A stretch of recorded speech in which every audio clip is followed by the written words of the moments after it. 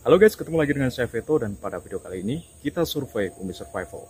Di sini saya akan menjadi seorang simulator yang mensimulasikan keadaan survivor, mengenalkan Anda tentang fasilitas dunia luar, terlebih untuk awam yang belum paham hukum alam. Seperti yang Anda lihat, saya berada di tepi hutan tropis. Kita akan masuk dan belajar tentang apa aja yang bisa kita manfaatkan.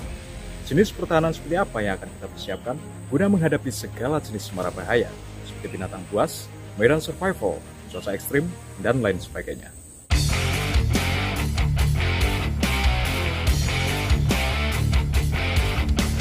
Menjadi seorang survivor bukan sebuah keinginan. Banyak kerintangan maupun kejadian yang tak terduga pasca itu. Saya harus siap melawan arogansi alam. Selain daripada itu, kebutuhan nutrisi dan air menjadi pokok permasalahan yang sering terjadi di survival. Oleh sebab itu, cara berpikir dan skill bertahan hidup merupakan hal yang wajib dikuasai ketika sedang dalam kondisi tersebut. Perhatikan daunnya. Ini adalah garut atau jenis umbi-umbian yang bisa kita makan. Garut mengandung karbohidrat yang cukup tinggi. Selain daripada itu, ia punya beberapa jenis vitamin yang berguna bagi tubuh kita. Dan ini tumbuhan dataran rendah. Bentuknya seperti ini. Ia mirip seperti rebung bambu, ada kelopaknya. Dan dia mengandung banyak sekali air, sangat berguna. Dan satu lagi, di sini hampir dipenuhi dengan tumbuhan pakis, guys. Sejenis tumbuhan paku yang aman dikonsumsi. Dan ada banyak hal lain yang bisa kita manfaatkan. Jadi sekiranya kita nggak perlu khawatir masalah pangan.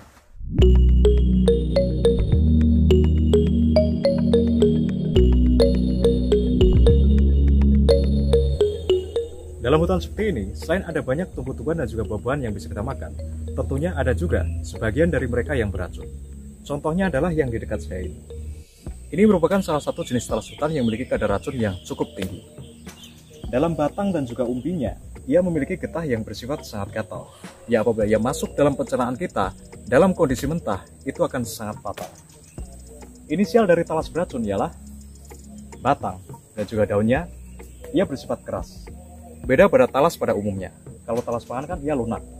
Kalau talas beracun, ia keras. Dan ia bisa tumbuh hingga 1,5 meter. Luar biasa. Ini hampir usia maksimal, guys.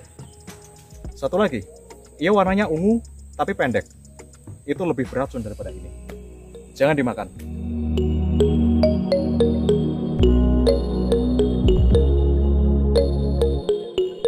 Di dalam hutan ini saya menemukan tanaman herbal yang cukup langka.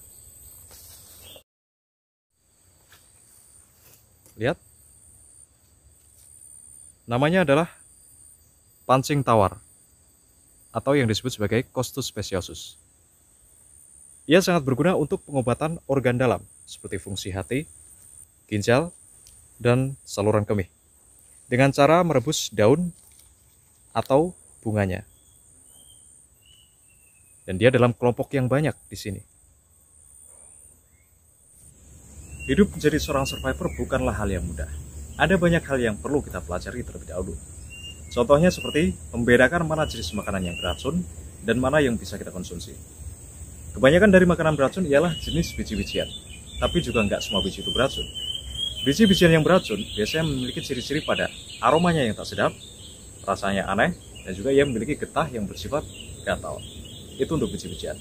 Kalau sejenis buah-buahan atau jamur, ia biasanya warnanya mencolok dan juga tidak dimakan hewan. Dedaunan, ia biasanya mengkilap, punya bulu, gatal, terkadang juga warnanya ungu. Itu untuk segala sesuatu yang perlu kita pelajari.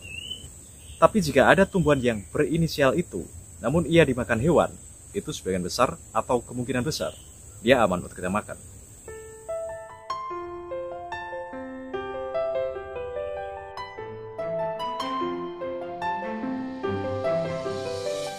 Sepanjang tapak jalan telah membawa saya menyusuri hutan.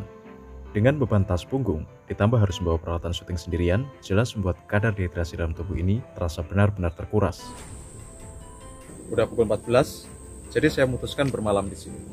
Dan berhubung ini hanya sebatas survei, saya sudah menyiapkan beberapa peralatan yang spesifik, seperti flysheet, hammock, peralatan masak, dan lain sebagainya.